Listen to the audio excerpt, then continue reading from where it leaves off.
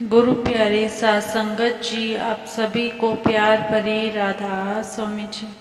गुरु प्यारे साथ संगत जी, अगर हम सत्संग घर में सेवा पर जाते हैं, सेवा से वापस आते हुए कोई अगर हमें रोक लेता है कि बहन जी 10 मिनट रुक जाएं या थोड़ी सी सेवा करके जाएं, आप उनको कभी भी मना मत करना, क्योंकि यह सद्गुरु का ही हुक्म होता है जो वह हमें किसी मुसीबत से बचाना चाहते हैं, इसीलिए रोकना चाहते हैं। ऐसे ही एक साखी आज हम आपको सुनाने जा रहे हैं। एक सत्संगी बीवी थी, वह गांव में रहती थी और वहीं पर सत्संग घर में सेवा करती थी और बाबा जी का भजन सिमरन भी करती थी।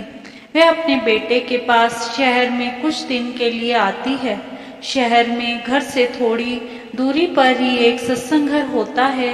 उसके बेटे ने उसे बताया, माँ यहाँ पर हमारे घर के पास भी एक सत्संग घर है, अगर तुम जाना चाहो तो वहाँ पर सुबह रोज 6 से 8 बजे तक सेवा चलती है, तुम वहाँ पर सेवा कर आया करो। एक बार उसका बेटा उसको सत्संग घर में छोड़कर आ गया, यानी माँ को उसने सत्संग घर का रास्ता दिखा दिया। फिर उसकी माँ सुबह रोज 6 बजे से पहले ही घर से सेवा पर चली जाती थी और 8 बजे तक सेवा करके ही फिर वापस आती थी।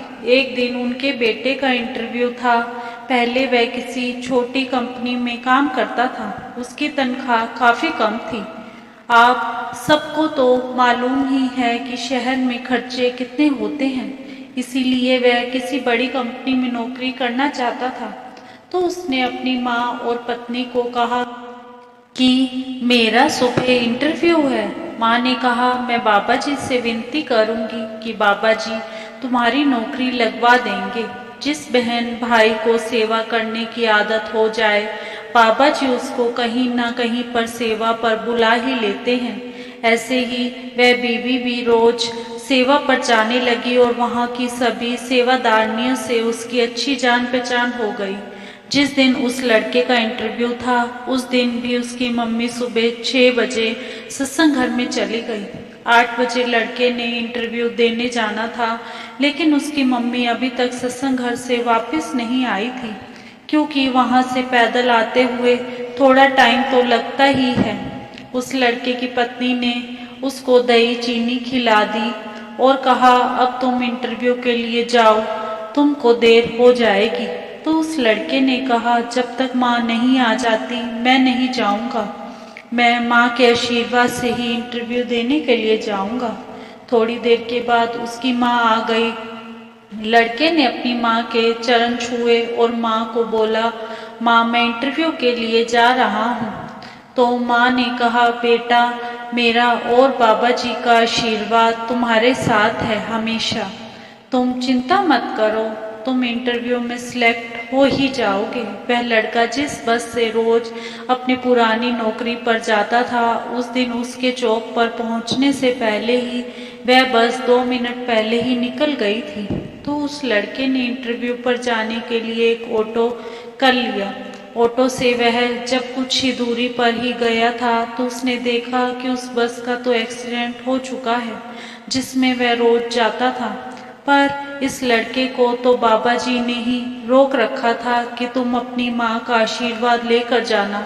बचाने वाले तो बाबा जी ही हैं जिन्होंने बच्चे को बचा लिया। वह लड़का इंटरव्यू देने नहीं गया, उसने बस में चीखती चिल्लाती हुई सवारियों को बस से बाहर निकालने में पुलिस की बहुत मदद की। उन लोगों के परिवार वाले भी वहां पर पहुंच गए थे। उन्होंने उस लड़के को बहुत आशीर्वाद दिए कि बेटा तुमने हमारे बच्चों की जान बचाई है, भगवान तुम्हारा भला करेंगे। वह उन सब की मदद करके सवारियों को अस्पताल तक पहुंचाकर फिर अपने घर वापस आया। उसके कपड़े मिट्टी में लथपथ हो रहे थे।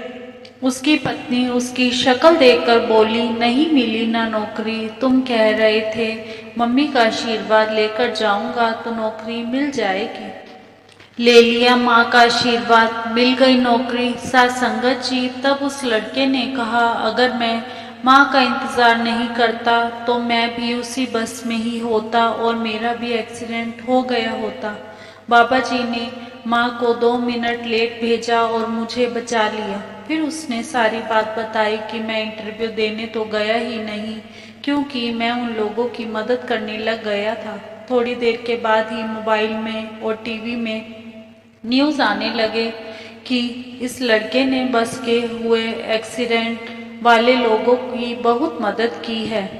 उसके ऑफिस से उसको फ़ोन आया कि आपकी नौकरी पक्की हो गई है। तो वह कहने लगा कि मैं तो इंटरव्यू देने के लिए गया ही नहीं, तो मुझे नौकरी कैसे मिल गई। अगले दिन जब वह ऑफिस गया तो उसे पता चला कि ऑफिस के बॉस का एक भतीजा भी उसी बस में था जिसकी जान उस लड़के ने बचाई थी। तो उन्होंने उस लड़के की मेहनत और लगन देखकर उसको नौकरी पर रख लिया। बाबा जी जो करते हैं हमारे भले के लिए ही करते हैं। साथ संगत जी, अगर वह लड़का अपनी माँ से बिना मिले घर से चला जाता तो वह भी उसी बस में होता जिस बस का एक्सीडेंट हुआ था। हमें केवल अपने सद्गुरु पर विश्वास होना चाहिए। वे अपने बच्चों का बुरा कभी नहीं होने देते। यह नौकरी भी उन्होंने ही मुझे दिलवाई और उसकी जान भी बचाई। इसी के साथ एक छोटी सी साखी और है। सासंगत जी, कहा जाता है कि निजामुद्दीन औलिया के 22 शिष्य थे। हर एक शिष्य चाहता था कि गद्दी उसे मिले। औलिया साहब ने उनको परखना चाहा कि कौन सबसे योग्य और सच्चा शिष्य है। कहने लगे, आओ आज शहर की सैर को चलें और वहाँ की चहल पहल देखें। वे बाजारों में घूमने लगे। जिसने भी देखा कहने लगा कि आज पीर भी बाजारों में फिरता है और मुरीद भी। एक दो बाजार पार करके वेश्याओं के बाजार में आ गए। लोगों ने कहा, आज पीर मुरीदों सहित किस बाजार में घूम रहे हैं। आप एक वेश्या के दरवाजे पर खड़े हो गए और अपने मुरीदों से कहा कि तुम डरो मत, यहाँ खड़े रहो, कोई ना जाए। मुझे ऊपर कुछ काम है, मैं काम करके वापस आ जाऊंगा। यह कहकर वह कोठे पर चढ़ गए।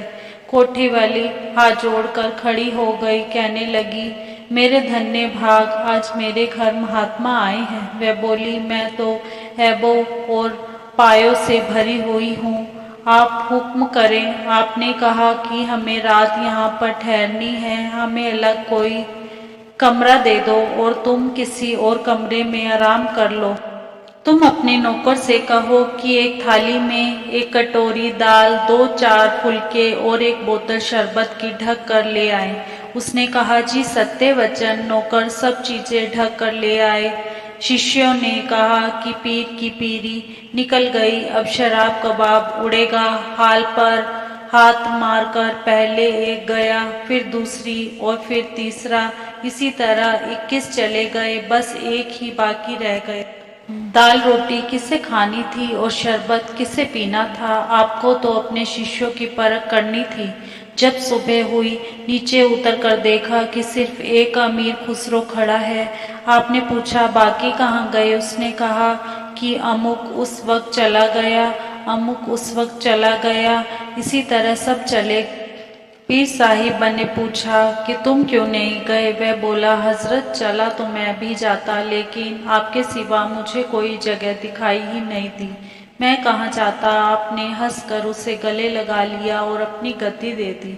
सो फकीर देखते हैं कि कौन काबिल है कौन नहीं। अगर सभी सेवक ऐसे बन जाए तो यह दुनिया स्वर्ग बन जाए। इसी के साथ इजाज़त चाहते हैं।